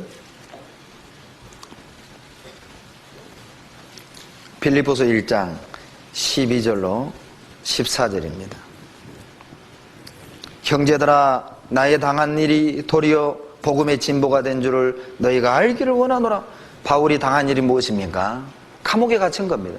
빌립보서는 옥중서신이거든요. 감옥에서 쓴 편지입니다. 그런데 어떻게 바울이 감옥에 갇힌 것이 복음의 진보를 이룹니까? 그 이유가 13절 14절에 나와요. 이러므로 나의 매임이 그리스도 안에서 온 시위대안과 기타 모든 사람에게 나타났으니 형제 중 다수가 나의 매임을 인하여 주 안에서 신실함으로 신뢰함으로 겁 없이 하나님의 말씀을 더욱 담대히 말하게 되었느니라. 무슨 뜻입니까? 바울은 감옥에서 전도한 겁니다. 그 소식을 들은 감옥 밖에 있는 형제들이 소식을 들었어요. 바울은 감옥에서도 전도하는데 감옥 밖에 있는 우리가 이래서 되겠느냐, 각오하고 전도하는 거예요. 여러분요, 고난도 은혜입니다. 왜요? 내 고난을 반드시 하나님이 쓰셔요. 다른 형제자매를 위로하는데 하나님이 쓰십니다. 반드시 언젠가 내 고난을 쓰실 겁니다. 내 아픔을 쓰실 거예요. 배신당했습니까? 그 아픔도 다름에 배신당한 자매를 위로하는데 쓰는 거예요. 반드시 쓰임 받을 겁니다. 주님의 자녀들은 고난이 고난으로 끝나지 않습니다. 주님은 슬픔을 변하여 춤되게 하는 겁니다. 그 고난도 다른 형제자매를 위로하고 다른 형제자매를 세우는데 그게 쓰이는 거예요. 은혜입니다, 은혜. 지나보면 알아요. 그것 때문에 하나님이 나에게 그걸 허락했구나. 이때를 위하여, 이것을 위해서 이 형제 도우라고, 저 자매 도우라고 나에게 그 아픔을 허락하셨구나. 지나야 알아요. 조엘이라는 사람이 있습니다. 미국의 조지아주의 애틀란타에서 3시간 북쪽으로 가면 노스캐롤라이나에 애쉽이라는 곳이 있어요. 거기에 조엘이라는 사람이 있어요. 이 청년은 생후 20개월 될 때 트럭 음주운전자가 이 아이가 타고 있는 차를 들이받은 겁니다. 그리고 그 차에 불이 났습니다. 88%의 화상을 입었어요. 전신에. 어린아이가. 생후 20개월 아이입니다. 50번의 수술을 한 겁니다. 그리고요, 이 아이는 살아났습니다. 코도 없고 귀도 없고 눈썹도 없고 입술도 없고. 그런데 이 사람은 하나님을 믿는 사람입니다. 그가 말하기를, 괴물처럼 흉측한 얼굴을 보이며 그가 말하기를, 나는 많이 빼앗겨서 다른 사람에게 많이 줄 수 있었다. 하나님이 나에게 고통을 주신 이유는 나처럼 고통받는 사람에게 위로가 되라고 내게 고통을 주신 거다. 그는 알았어요. 왜 자기가 88%의 전신 화상을 입어야만 했는가? 그는 하나님을 만난 후에 알게 된 겁니다. 나처럼 고통받는 사람에게 위로가 되라고 하나님이 내 몸에 불을 질렀구나. 하나님을 만나지 않는다면, 하나님의 은혜를 모른다면 세상 사람들은 자기가 만나는 불행의 목적을 모르는 거예요. 불행은 불행일 뿐입니다. 모든 게 은혜예요. 고난의 방에 들어가 보지 않은 사람은 그 방 안에 있는 사람을 위로할 방법을 몰라요. 또한 무엇이 은혜입니까? 여러분, 질병도 은혜입니다. 병도 은혜라는 거 알아요? 고린도후서 12장입니다. 고린도후서 12장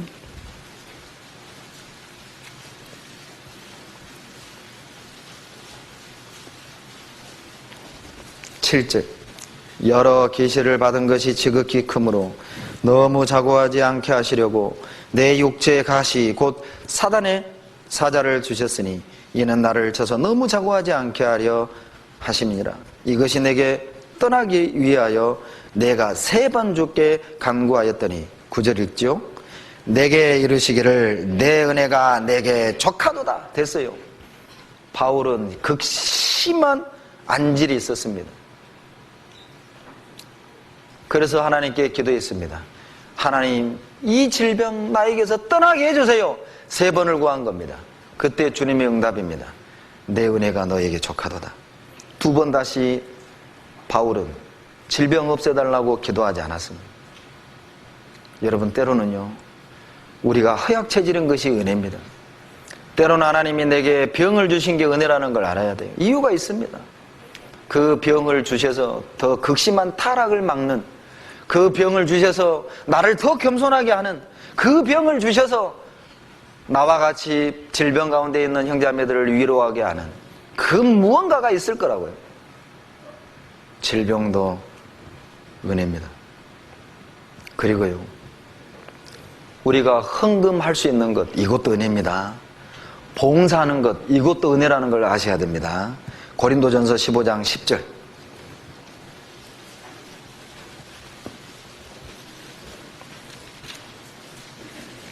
고린도전서 15장 10절.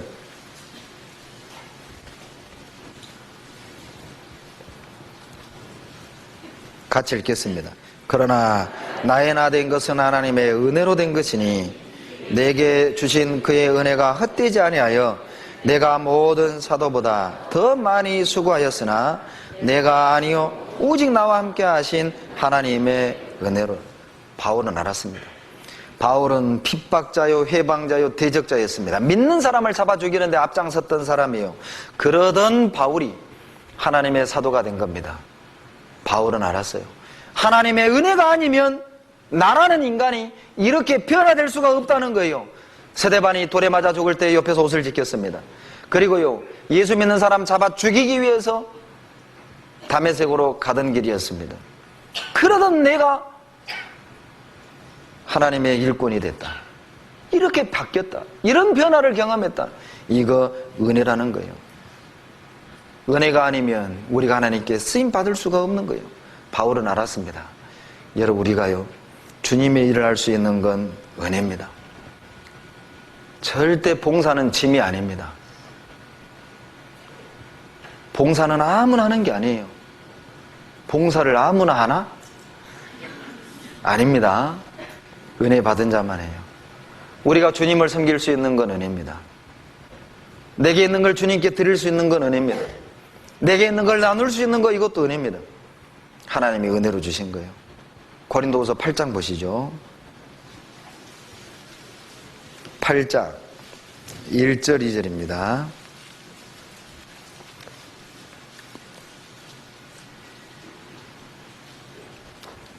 같이 읽겠습니다. 형제들아, 하나님께서 마게도니아 교회들에게 주신 은혜를 우리가 너희에게 알게 하노니 환난의 많은 시험 가운데서 저희 넘치는 기쁨과 극한 가난이 저희로 풍성한 연보를 넘치도록 하게 하였도다. 마게도니아 교회들, 마게도니아에 있는 교회가 무엇이죠? 빌립보, 데살로니가, 베레아입니다. 마게도니아라는 도회가 빌립보 시, 데살로니가 시, 베레아 시가 있거든요. 그 세 교회들은 참 가난한 교회였습니다. 그럼에도 불구하고 예루살렘 교회가 힘들다는 소식을 듣고 자기들도 없으면서 가난 중에 넘치는 연보를 했어요.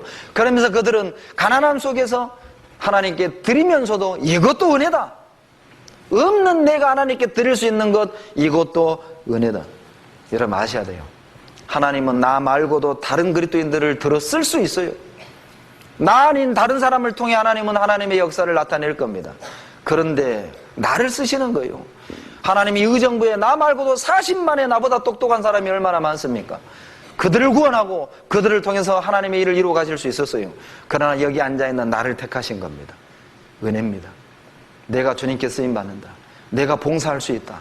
이거 은혜인 거예요. 내가 주님께 드릴 수 있다. 이거 은혜입니다. 짐이 아니에요. 그리고요, 하나님이 우리에게 은밀한 은혜를 주십니다. 은혜를 주셨는데 은혜인지 모르게 미처 깨닫지 못하도록 일상생활 속에 묻어있는 은혜가 있다는 걸 알아야 돼요. 룻기 2장입니다. 룻기 2장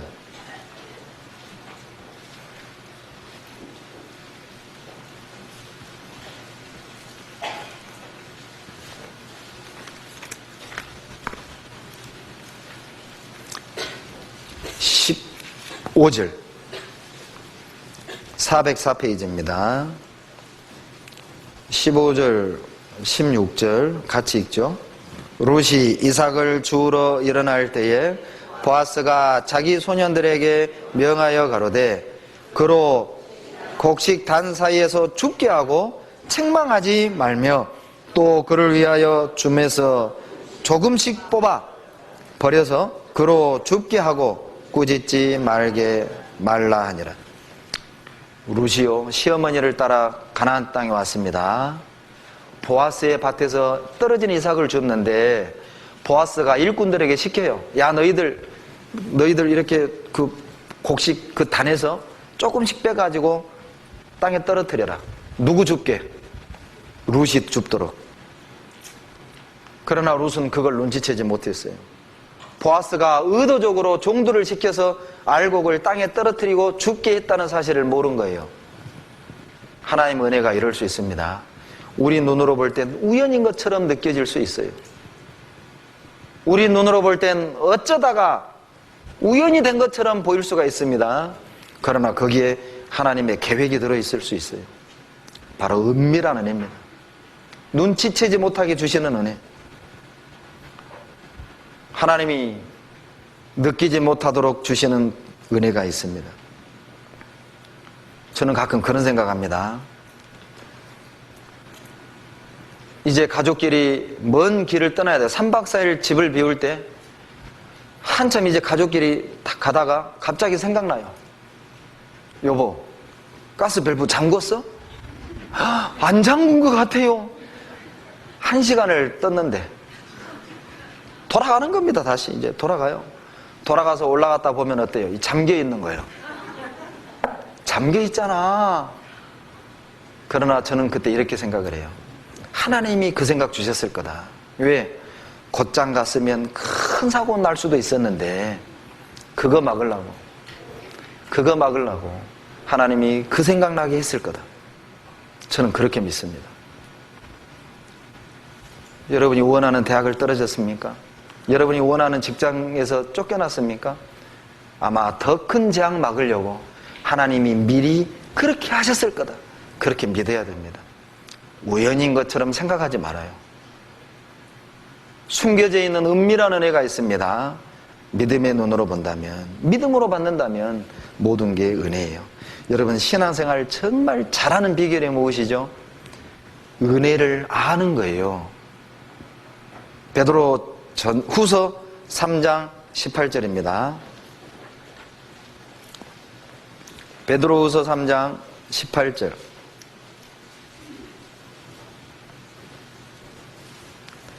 베드로후서 3장 18절 다 같이 읽겠습니다. 오직 우리 주 곧 구주 예수 그리스도의 은혜와 저를 아는 지식에서 자라가라. 영광이 이제와 영원한 날까지 저에게 있을지어다. 여러분, 신앙생활을 잘하는 방법이 무엇입니까? 정상적인 신앙생활을 하는 방법이 무엇입니까? 승리하는 신앙생활을 하는 방법이 무엇입니까? 주님을 향해 열정적으로 뜨겁게 사는 방법이 무엇입니까? 그분의 은혜를 아는데 자라가십시오. 예수님과 예수님의 은혜에 대하여 아는데 많은 시간을 쓰셔야 돼요. 어찌하든 하나님의 은혜를 아는데, 예수님에 대하여, 그리고 예수님이 우리에게 베푸신 은혜에 대하여 그것을 알기 위하여 많은 시간, 많은 물질을 투자하십시오. 이제 곧 하계수행위가 한 달 앞으로 다가왔습니다. 그 은혜의 보좌 앞에 나오십시오. 그리스도인들이 모이는 그곳에 하나님의 은혜가 머뭅니다. 주님의 자녀들이 땀 흘리는 그곳에 하나님의 은혜를 발견하게 될 겁니다. 어찌하든 우리에게 주어진 환경을 이용해서 하나님의 은혜를 아는데, 하나님의 은혜를 아는데 우리는 자라가야 됩니다. 그러할 때 우리가 정상적인 신앙생활을 할 수 있어요. 그리고 마지막에 은혜를 아는 사람은요, 확실하게 사는 거예요. 은혜를 아는 사람은 간중도 확실합니다. 은혜를 아는 사람은 막 입이 열리는 거예요. 전하는 거예요. 은혜를 아는 사람은 담대해요. 은혜를 아는 사람은요, 다른 사람들 앞에 기가 눌리지 않는 겁니다. 나보다 더 배운 사람, 나보다 더 많이 가진 사람, 나보다 더 잘난 사람, 그 사람 앞에서 기가 눌리지 않아요. 담대하게 은혜를 전할 수 있어요. 시편 31편 23절 24절 보고 마치겠습니다. 시편 31편 23절로 24절 다 같이 읽어보시겠습니다. 너희 모든 성도들아, 여호와를 사랑하라. 여호와께서 성실한 자를 보호하시고 교만히 행하는 자에게 엄중히 갚으시느니라. 강하고 담대하라. 여호와를 바라는 너희들아. 은혜를 아는 사람은 하나님을 더 바라게 되는 거예요. 은혜를 아는 사람은 외치는 거예요. 은혜를 아는 사람은 간증이 확실합니다. 자매님, 남편이 핍박한다고 두려워하지 말라고. 나도 옛날에 그랬다고. 그런데 내가 참고 견디니까 그 남편 하나님이 구원해서 지금 구역장하고 있다고 간증해 줄 수 있어요. 은혜를 아는 사람은 확실하게 간증할 수 있습니다. 은혜를 아는 사람은 고난 중에 있는 형제자매를 도울 수 있어요. 전할 수 있어요. 외칠 수 있어요. 은혜를 아는데 더 많은 시간을 투자하십시오. 더 많은 물질을 투자하십시오. 같이 기도하겠습니다. 걸어가시고 자비로우신 살아계신 우리 아버지 하나님, 소망 없는 우리에게 하늘의 소망 주심을 감사드립니다. 절망 속에 있는 우리를 희망 가운데로 옮겨주심을 감사드립니다. 죄악 가운데 방황하던 우리를 하나님의 사랑의 아들의 나라로 옮겨주심을 또한 감사드립니다. 아버지 하나님, 우리에게 베푸신 은혜가 어찌 그리 크고 놀라운지요. 쌓아두신 은혜가 그렇게 많음을 주님 볼 수 있는 눈을 열어주셔서 그 은혜를 담대히 전하고 주님의 은혜를 보답하며 사는 삶이 되게 도와주시옵소서. 그리하여 주님 앞에 자리다 칭찬 듣는 주님의 자녀가 되도록 도와주시옵소서. 우리를 사랑하시는 예수님 이름으로 감사하며 기도드렸습니다. 아멘.